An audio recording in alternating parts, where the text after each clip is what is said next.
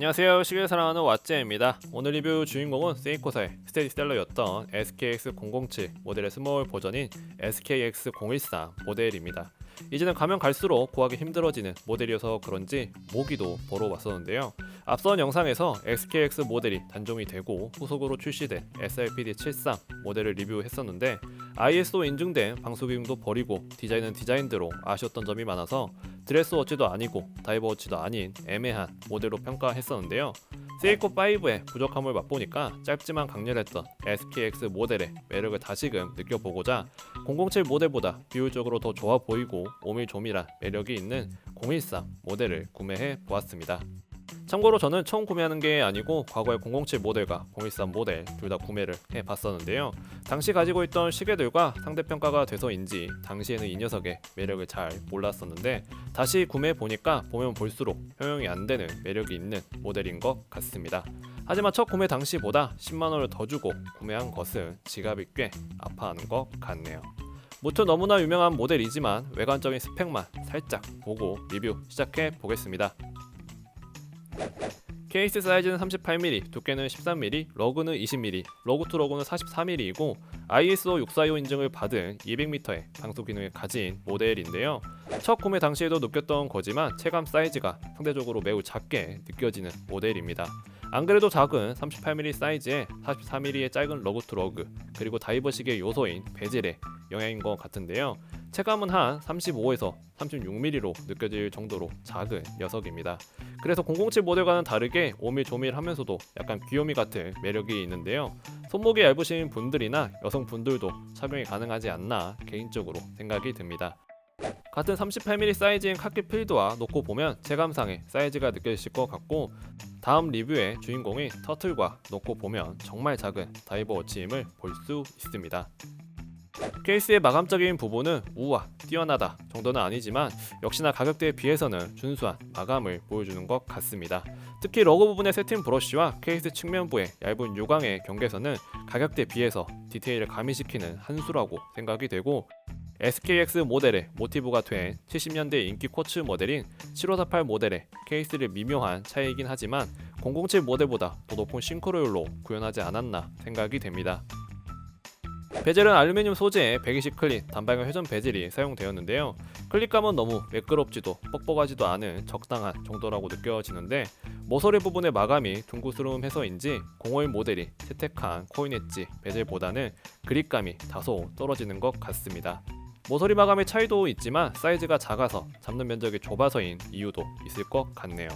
그래도 실생활에서는 베젤을 사용할 일이 상대적으로 적다 보니까 큰 단점으로 다가오지는 않는 것 같습니다.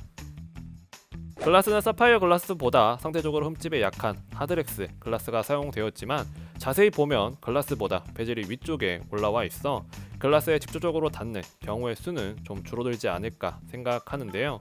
제 개인적인 경험으로도 진짜 험하게 차지만 않으면 비스날 일은 극히 드문 것 같고 그래도 걱정이시라면 시중에 판매 중인 보호필름을 붙이는 것도 하나의 해결책이라 생각이 되네요.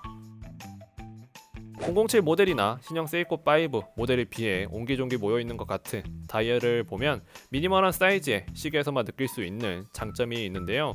크로노그래프 워치가 아닌 이상 사이즈가 크면 클수록 다이얼 내부에 여백이 커지게 되는데 해당 모델의 다이얼은 그런 여백이 없어 꽉 채워주는 다이얼이 손목이 얇으신 분들이 착용해도 컴팩트하게 착용 가능한 이점이 있고 40mm 이하의 기계식 다이버 워치가 흔치 않은 점에서 보면 약간의 희소성 또한 있지 않나 생각이 됩니다. 핸즈와 인덱스도 케이스에 이어서 과거 7548 모델의 디자인을 그대로 계승했는데요. 원작의 느낌을 잘 살린 부분으로 다가올 수도 있지만 인덱스 같은 경우는 양각으로 마감이 되었다면 하는 아쉬움도 있는 것 같습니다. 이 부분에서는 무브먼트와 더불어 신형 세이코5 모델이 딱 하나 괜찮은 부분인 것 같네요. 야광은 세이코사의 루미브라이트 도료가 사용되었고 밝기는 슈퍼 루미노바 C3 도료와 비슷한 정도로 생각되는데 꽤나 밝은 밝기를 자랑하고 야광에서만큼은 동가격대에서는 정말 일품인 것 같습니다. 케이스백은 솔리드백이 사용되었고 신형 세이코5 모델에서 허전하다고 느꼈던 세이코사 다이브 모델의 상징인 가나가와 문양이 각인되어 있습니다.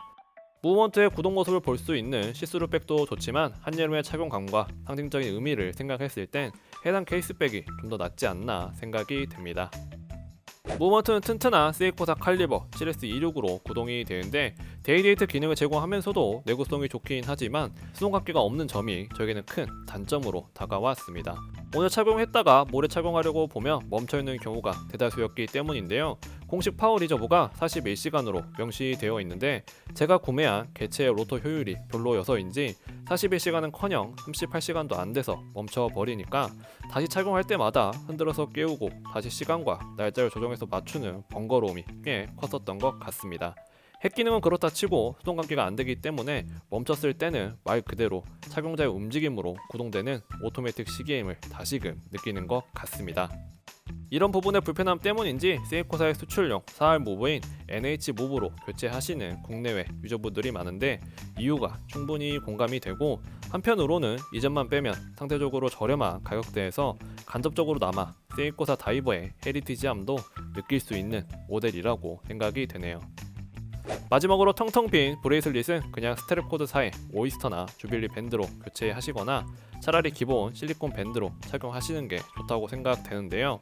너무 허접해서 뭐라 평가할 부분이 아닌 것 같습니다. 여기까지 단종된 SKX007 모델의 스몰 버전인 SKX013 모델을 리뷰해 보았는데요. 글라스와 베젤의 소재 등을 커스텀해볼까 생각해 봤는데 지금은 순정이 가장 이쁜 녀석인 것 같아서 커스텀은 추후에 노려보도록 하겠습니다. 그럼 조금이나마 도움이 되고 즐거운 시계 생활을 할 수 있는 영상이 되었길 바랍니다. 여기까지 왓잼이었습니다. 감사합니다.